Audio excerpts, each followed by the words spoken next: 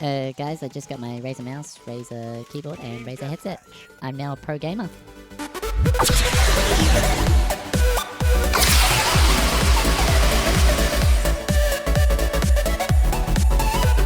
Welcome back to TechS. It is Barank. I'm back to you guys today with some gameplay commentary over Call of Duty Advanced Warfare. Now, this video is going to be a kind of a precursor to one of the videos I've got upcoming, and that's about mechanical keyboards and which one's the best for gaming, and also which one's the best for typing. However, the point of this video is that I want to stress that the keyboard itself, especially for gaming, should be your least concern, or it should be your least priority when it comes to getting better gear for gaming. And this is from my own personal experience. I just find the keyboard does not make much of a difference, if any at all, when it comes to actual games on the PC. What makes the most difference, in my opinion, is your mouse and also your monitor. These are gaming peripherals here.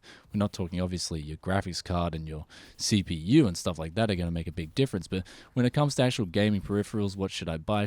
Which mouse should I get? Which keyboard should I get? Which monitor should I get? The monitor and the mouse should be two of your top priorities, with the mouse, in my opinion, taking the first place there.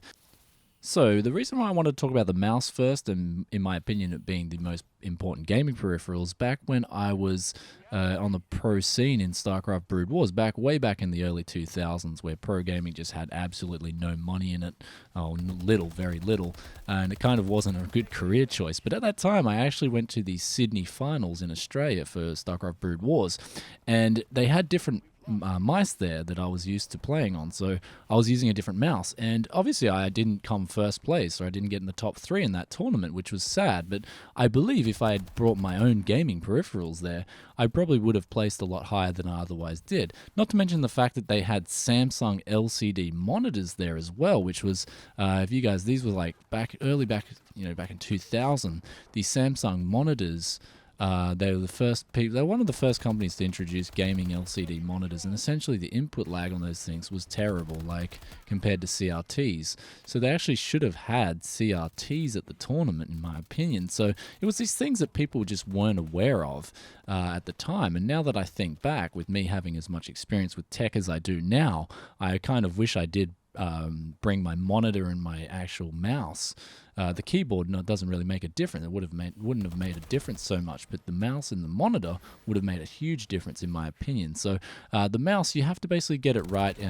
There's a lot of different mice out there, and it ultimately depends on what kind of grip you use, what kind of weight you prefer, and what kind of sensor you prefer as well. So these are things that you have to decide for yourself. But I'm going to say, if you're looking for a gaming keyboard, the question you have to raise for yourself is, do I have a good mouse already? And do I have a good monitor? Especially if you're doing it for gaming and you want to up your game. So that's just something I'd recommend to you guys straight off the get-go. Now for monitors. Let's talk about monitors quickly. So your mouse should be your top priority. But after that, your monitor definitely scores pretty high there, because I didn't realize this, but I had an Acer monitor here, and it was my 1080p 60Hz monitor. And now I use this monitor up until I got the 120Hz Samsung monitor. And on this monitor, I got to I think 1900 in Heroes and New Earth. So I got up pretty high in the competitive scene there. I wasn't really on any teams. It was just in the solo queue matchmaking.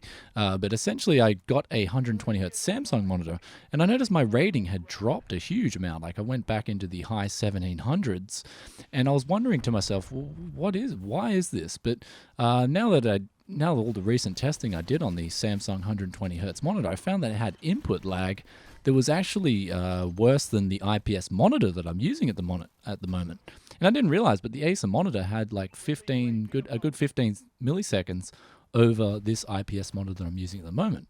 And this IPS monitor had even less input lag than the Samsung. So the Samsung was basically an input lag beast. So I didn't realize it, but the 120Hz monitor that I was using actually introduced a lot of input lag. So be careful with what monitor you use. In my experience, the Acer monitors are actually really good bang for buck. I mean, sure, the colors might not be that good.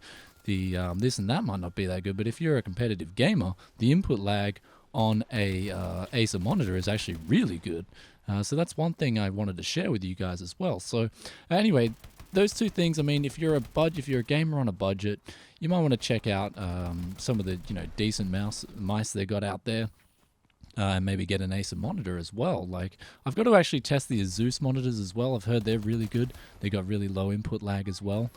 So I think in terms of low input lag for LCDs, I think Acer and Asus definitely score some high points. I've also heard BenQ are pretty good as well. So from my experience though, I think Samsung, they got a bit of input lag that they got to fix with their monitors. So that's something that I've noticed. I mean, this is a 120 hertz TN panel. I mean, so anyway, those two things I wanted to talk to you guys about, and I hope you enjoyed this commentary over gameplay here. So basically at the moment I'm using a Logitech G302 for most of my gaming, and I'm using an IPS 27-inch Korean panel.